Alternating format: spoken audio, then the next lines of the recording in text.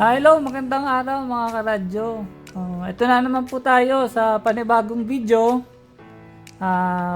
Papakita ko po sa inyo, ito na bago pong labas po ni Cygnus Philippines, ang NX200 UV. Ito po yung matagal na pong hinihintay. Marami pong customer na hinihintay po ito na i-launch. So, napakaganda po dahil ang pinaka main feature niya po is kayang-kaya niya pong i-repeater mode or kayang-kaya niya pong makipag-usap yung analog radio at saka yung POC radio. So, ito po napakaganda. Pero trivia lang guys, hindi po ito yung nauna. Nauna talaga na merong repeater mode na kayang usapin yung analog at saka POC na handheld. So, meron po tayo na unang brand. Ito po yung brand natin na Iconic. Na isa rin po ito sa maganda pong radio natin. Way back pa po ito, before pandemic. So, nagkaroon na po ko ng video na ito dati, before pandemic. Kaso nung nagka-pandemic, hindi ko na na-upload.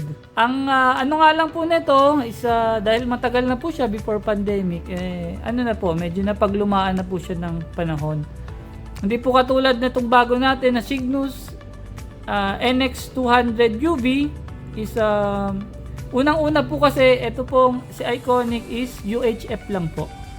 UHF lang po siya na band and POC. Hindi po katulad na itong bago nating Cygnus NX200 UV, dual band na po siya, VHF and UHF po, and also POC na rin po siya. So in-off ko lang po yung repeater mode para makita nyo. Ayan po yung dual band nya. So naka dual standby din po yan. Ayan po. Tsaka sa baba po yung POC nya. And also, maganda po dito compare kay Iconic, ito po si NX200 UV is USB Type-C na po siya. So, ayan po. Makita nyo. Type-C na po siya. Yun po yung maganda sa kanya. So, ito po, pinag-compare ko lang po itong dalawa na to. Hindi po ito sobrang na comparison is para lang po makita nyo yung dati. Ito po yung hindi na rin po ako masyadong nag-i-stock nito. Ito na po yung ini-stock natin tong Cygnus NX200 UV. So hindi ko po mabuksan ito kasi dahil nalobat na po at nasira ng kanyang charger. Ayan po.